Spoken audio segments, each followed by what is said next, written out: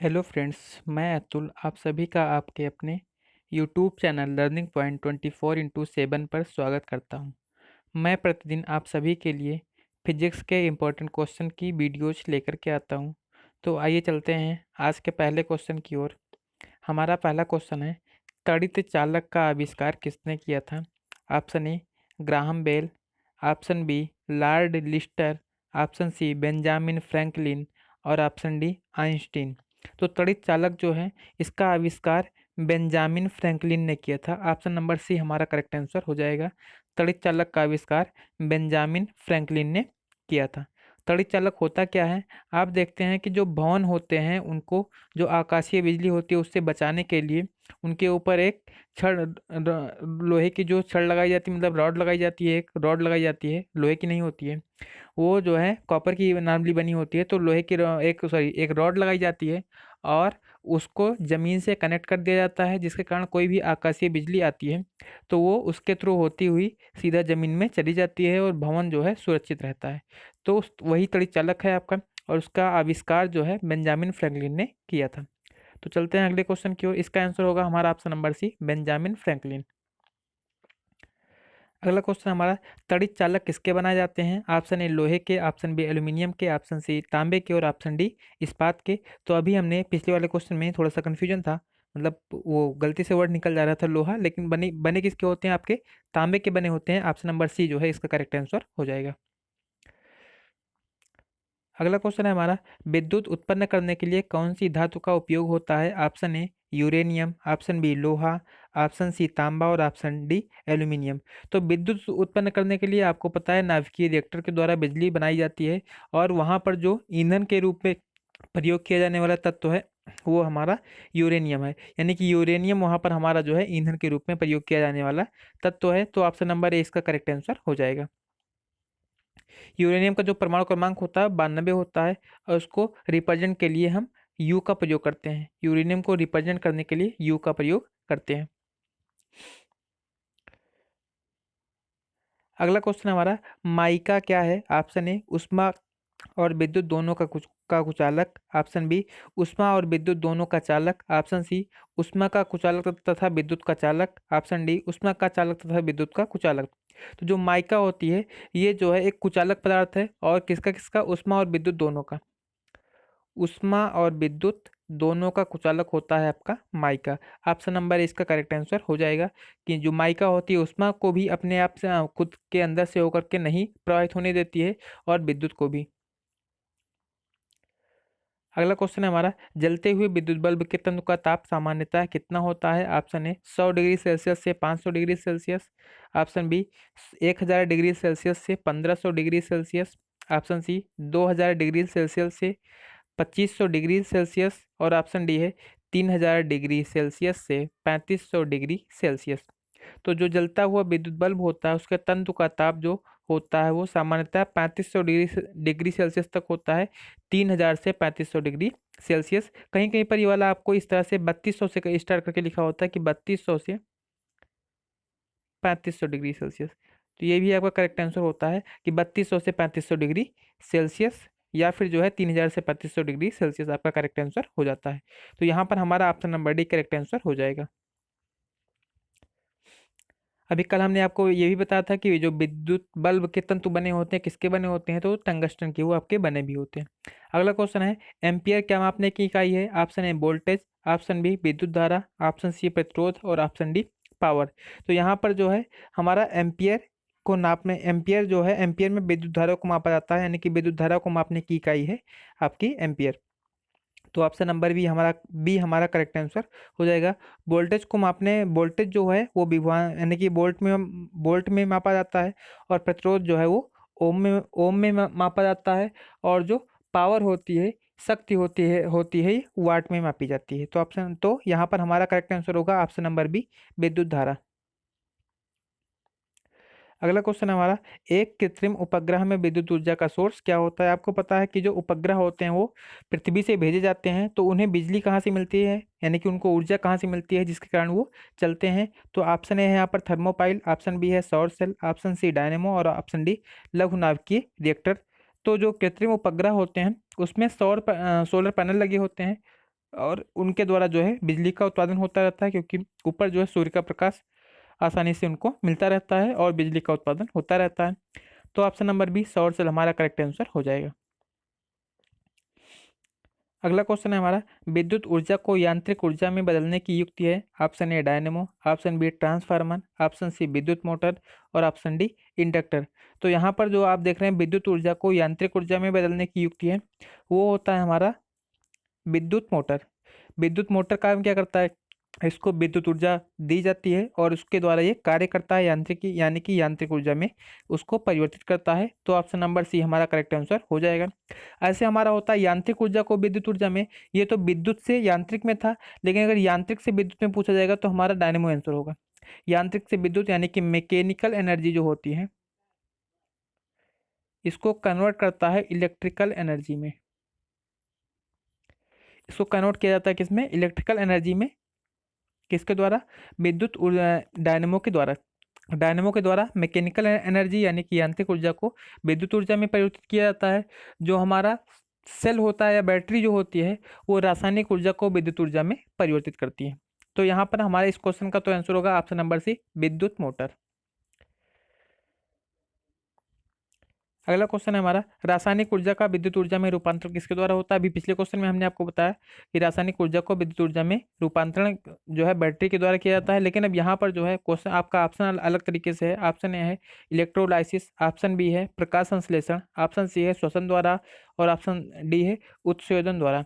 तो जो रासायनिक ऊर्जा को विद्युत ऊर्जा में रूपांतरित होती है वो बैटरी के द्वारा होती है, लेकिन बैटरी में कौन सी क्रिया होती है, तो वैद्युत अपघटन होता है यानी कि इलेक्ट्रोलाइसिस होता है।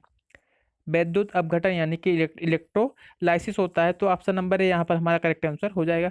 प्रकाश संश्लेषण जो होता है ये प्रकाश ऊर्जा को रासायनिक ऊर्जा में, यहाँ पर जो है प्रकाश संश्लेषण में जो है पेड़ पौधे जो है प्रकाश ऊर्जा को रासायनिक ऊर्जा में परिवर्तित करते हैं। तो इस क्वेश्चन का आंसर होगा हमारा ऑप्शन नंबर ए इलेक्ट्रोलाइसिस द्वारा जो है रासायनिक ऊर्जा विद्युत ऊर्जा में रूपांतरित होती है। अगला क्वेश्चन है हमारा, एकीकृत परिपथ में प्रयुक्त अर्धचालक चिप निम्न की बनी होती है। Option A calcium, option B carbon, option C silicon और ऑप्शन डी जिरकॉन। तो एकीकृत परिपथ यानी कि जो आप देखते हो चिप जो होती है जिसको आप मेमोरी कार्ड बोलते हो, और नॉर्मली हम स्टोरेज के लिए, स्टोरेज डिवाइस है एक तरीके से जिसको हम स्टोरेज के लिए प्रयोग करते हैं। तो किसकी बनी होती है, एक अर्धचालक मटेरियल की, और वो अर्धचालक मटेरियल कौन सा होता है, सिलिकॉन होता है हमारा। तो जो अर्धचालक चिप बनी होती है वो सिलिकॉन की बनी होती है। ऑप्शन नंबर सी हमारा करेक्ट आंसर हो जाएगा। अगला क्वेश्चन हमारा, ट्रांसफार्मर का कार्य क्या होता है। ऑप्शन ए एसी वोल्टेज को डीसी वोल्टेज में बदलना, ऑप्शन बी डीसी को एसी में बदलना, ऑप्शन सी डीसी वोल्टेज का उपचयन करना और ऑप्शन डी एसी वोल्टेज का उपचयन या अपचयन करना। तो जो ट्रांसफार्मर होता है ये दो टाइप्स का होता है आपका, एक स्टेप अप ट्रांसफार्मर होता है और एक स्टेप डाउन ट्रांसफार्मर फार्मर होता है। स्टेप अप ट्रांसफार्मर को हम ऊंचाई ट्रांसफार्मर भी बोलते हैं, और यह जो एसी वोल्टेज होता है उसको बढ़ाने का काम करता है, और जो स्टेप डाउन ट्रांसफार्मर होता है उसको हम अपचाई ट्रांसफार्मर बोलते हैं, और वो जो है विद्युत वोल्टेज को घटाने का काम करता है जिसको हम अपचयन बोलते हैं। तो यहाँ पर हमारा करेक्ट आंसर हो जाएगा option number D, AC voltage का अप उपचयन या अपचयन करने के लिए जो है ट्रांसफार्मर का प्रयोग किया जाता है। दो टाइप्स के होते हैं आपके, एक स्टेप अप होते हैं, एक स्टेप अप होता है और एक डाउन होता है, एक स्टेप डाउन होता है। एक स्टेप अप एक स्टेप डाउन दो टाइप्स के होते हैं। जो स्टेप अप होता है ये अप करता है यानी कि वोल्टेज को बढ़ाता है, और जो डाउन होता है वो कम करता है यानी कि वोल्टेज को घटाता है। तो इस क्वेश्चन का आंसर होगा हमारा option number D, AC voltage का उपचयन या अपचयन करने के लिए। अगला क्वेश्चन हमारा, 3 पिन बिजली के प्लग में सबसे लंबी पिन को जोड़ना चाहिए। ऑप्शन ए आधार सिरे से, ऑप्शन बी सजीव सिरे से, ऑप्शन सी किसी भी सिरे से, ऑप्शन डी उदासीन सिरे से। तो जो 3 पिन बिजली के प्लग होते हैं आप देखते हैं कि जो भी प्लग होता है उसमें नॉर्मली 3 पिन्स लगे होते हैं बोर्ड वगैरह में। तो वहाँ पर जो तीसरा पिन होता है वो हमारी जो सुरक्षा के लिए होता है, उसको नॉर्मली अर्थ से यानी कि आधार से जोड़ देना चाहिए, उनको उसको अर्थ से यानी कि आधार से जोड़ देना चाहिए, जिससे किसी कारणवश अगर मान लो कभी जो है शॉर्ट सर्किट होता है, या फिर अगर मान लो कि बिजली किसी कारणवश कोई व्यक्ति तार को वायर को टच करता है या कोई ऐसी कोई भी प्रॉब्लम्स होती है, तो बिजली जो है वहां से होते हुए सीधा पृथ्वी में चली जाए, मतलब अर्थ में चली जाए। तो ऑप्शन नंबर ए हमारा यहाँ पर करेक्ट आंसर हो जाएगा, आधार सिरे से। अगला क्वेश्चन है, चालक का विद्युत प्रतिरोध किससे स्वतंत्र होता है? ऑप्शन ए है तापमान, ऑप्शन बी दाब, ऑप्शन सी दैर्ध्य और ऑप्शन डी अनुप्रस्थ परिच्छेद का क्षेत्रफल। तो यहाँ पर जो चालक का विद्युत प्रतिरोध होता है वो दाब से स्वतंत्र होता है। दाब का जो है चालक के विद्युत प्रतिरोध पर कोई फर्क नहीं पड़ता। दैर्ध्य यानी कि लंबाई बढ़ने से भी चालक का प्रतिरोध जो होता है वो बढ़ जाता है, क्योंकि आर जो है ये एल के प्रोपोर्शनल होता है। आर जो है 1 बाई ए के इन्वर्सली प्रोपोर्शनल होता है, यानी कि ए के एरिया जो होता है उसके इन्वर्सली प्रोपोर्शनल होता है। और तापमान का भी इसका इस पर इफेक्ट पड़ता है। तो ऑप्शन बी ये जो दाब है, दाब का चालक के किसी भी चालक पदार्थ के विद्युत प्रतिरोध पर कोई प्रभाव नहीं पड़ता है। तो ऑप्शन नंबर बी हमारा यहाँ पर करेक्ट आंसर हो जाएगा। अगला क्वेश्चन हमारा, बिजली के पंखे की गति बदलने के लिए प्रयुक्त साधन है। Option A amplifier, option B regulator, option C switch और ऑप्शन डी रेक्टिफायर। तो यहाँ पर जो हमारा है ऑप्शन नंबर बी यहाँ पर करेक्ट आंसर हो जाएगा, रेगुलेटर। जो आप देखते हो नॉर्मली विद्युत उसमें जो है जो स्विच बोर्ड होता है, स्विच बोर्ड के साथ में हमारा एक लगा होता है रेगुलेटर फैन, जिसको हम फैन रेगुलेटर के नाम से जानते हैं। उसको हम मतलब कि घुमाते हैं तो जिससे फैन की जो स्पीड होती है वो बदलती रहती है। यानी कि अगर उसको मतलब उसमें अलग अलग तरह के नंबर्स बने होते हैं आपके 1 2 3 4 करके। जब उसको 1 पर रखते हैं तब उसमें फैन स्लो चलता है, और जब 4 पर कर देते हैं तो सबसे तेज चलता है। तो वो जो है आपका एक तरीके से विद्युत, उसमें विद्युत प्रतिरोध लगा होता है, वो धारा को कम ज़्यादा करने का काम करता है। धारा का मान जैसे जैसे घटता है बढ़ता है, उसी तरह से आपका फैन की गति भी घटती बढ़ती है। तो यहाँ पर जो उसकी गति को बदलने के लिए प्रयोग किया जाता है, वो जो पूरा आपका मैकेनिज्म होता है जो वहाँ पर प्रयोग किया जाता है, उसे ही हम फैन रेगुलेटर या रेगुलेटर बोलते हैं। तो ऑप्शन नंबर बी हमारा यहाँ पर करेक्ट आंसर हो जाएगा। रेक्टिफायर जो है, यहाँ पर आपने हमने इसको पिछले पिछले वीडियो में बताया भी है कि रेक्टिफायर का काम क्या होता है। ये जो है एसी को डीसी में बदलने का काम करता है। जो एसी करंट होती है उसको डीसी करंट में बदलने का काम करता है। अगला क्वेश्चन हमारा, एमसीबी जो लघुपतन के मामले में विद्युत की पूर्ति को काट देता है, इस किस सिद्धांत पर काम करता है? ऑप्शन ए धारा के चुंबकीय प्रभाव, ऑप्शन बी धारा के विद्युत लेपन प्रभाव, ऑप्शन सी धारा के रासायनिक प्रभाव और ऑप्शन डी धारा के तापीय प्रभाव। एमसीबी जो होता है जब लघुपतित हो जाता है, लघुपतित का मतलब होता है जब कहीं पर शॉर्ट सर्किट हो जाती है, तो वहाँ पर जो है विद्युत जो वायर्स होते हैं उनका टेम्परेचर बढ़ने लगता है। और जब उनका टेम्परेचर बढ़ने लगता है यानी कि ताप कहीं ना कहीं आ जाता है, तो जो विद्युत धारा होती है इसके तापीय प्रभाव पे जो है आपका एमसीबी काम करता है। उस टाइम पर क्या करता है, ये अपने आप जो है विद्युत आपूर्ति जो होती है उसको कट कर देता है। जो एमसीबी का फुल नेम होता है, इसका फुल नेम होता है मिनिएचर सर्किट ब्रेकर। एमसीबी का पूर्ण नाम होता है मिनिएचर सर्किट ब्रेकर। लिखने का प्रयास करते हैं,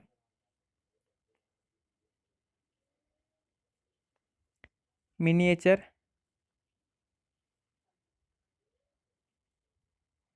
सर्किट ब्रेकर, BRAKER हो जाएगा इस तरह से। तो मिनिएचर सर्किट ब्रेकर आपका ये एमसीबी का पूरा नाम होता है। तो यहाँ पर जो है हमारा करेक्ट आंसर हो जाएगा धारा का तापीय प्रभाव। ठीक है, विद्युत धारा का जो तापीय प्रभाव होता है इसी पर आपका एमसीबी वर्क करता है। अगला क्वेश्चन हमारा, जब साबुन का बुलबुला आवेशित किया जाता है तब ऑप्शन ए यह सिकुड़ता है, ऑप्शन बी यह फैलता है, ऑप्शन सी इसके आकार में कोई परिवर्तन नहीं होता है, ऑप्शन डी उपर्युक्त में से कोई नहीं। तो यहाँ पर जो जब साबुन का जो बुलबुला होता है उसको आवेशित किया जाता है तब इसका आकार बढ़ने लगता है, यानी कि ये फैलने लगता है। तो ऑप्शन नंबर बी यहाँ पर हमारा करेक्ट आंसर हो जाएगा। अगला क्वेश्चन हमारा, एक धारावाही चालक संबंधित है। ऑप्शन ए चुंबकीय क्षेत्र से, ऑप्शन बी विद्युत क्षेत्र से, ऑप्शन सी विद्युत चुंबकीय क्षेत्र से, ऑप्शन सी स्थिर विद्युत क्षेत्र से। तो जो आपका धारावाही चालक होता है वो विद्युत चुंबकीय क्षेत्र से संबंधित होता है, यानी कि ऑप्शन नंबर सी हमारा यहाँ पर करेक्ट आंसर हो जाएगा। तो विद्युत चुंबकीय जो क्षेत्र होता है उसी से धारावाही चालक जो है संबंधित होता है। तो ऑप्शन नंबर सी हमारा करेक्ट आंसर हो जाएगा।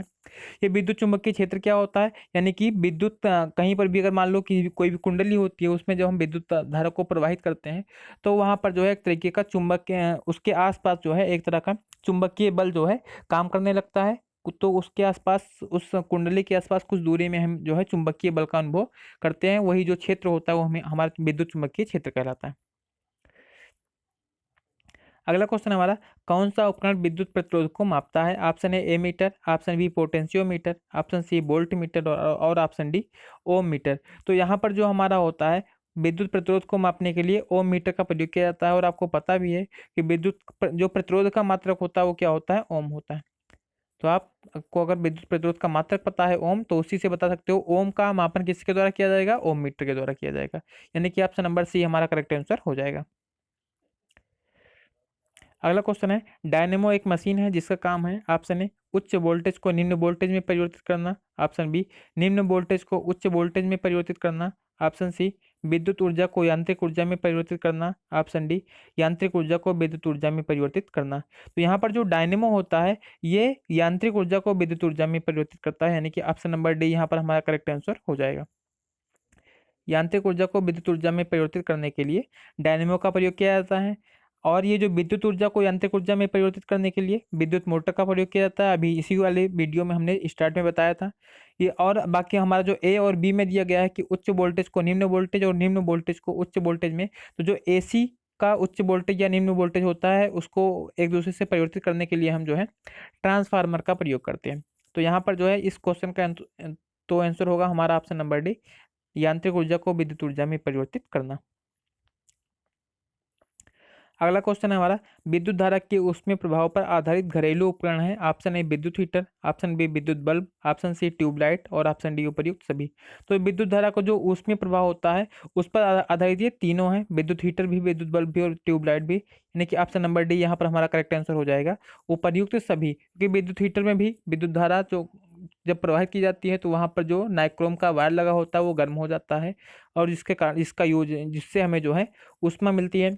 विद्युत बल्ब में भी हमें ऊष्मा और प्रकाश मिलता है, ट्यूबलाइट से भी हमें प्रकाश मिलता है। ऊष्मा की मात्रा यहाँ पर थोड़ी सी कम होती है, क्योंकि यहाँ पर जो प्रकाश होता है वो ज़्यादा, यानी कि जो भी विद्युत धारा होती है वो लगभग पूर्णतः हमारी प्रकाश में परिवर्तित हो जाती है।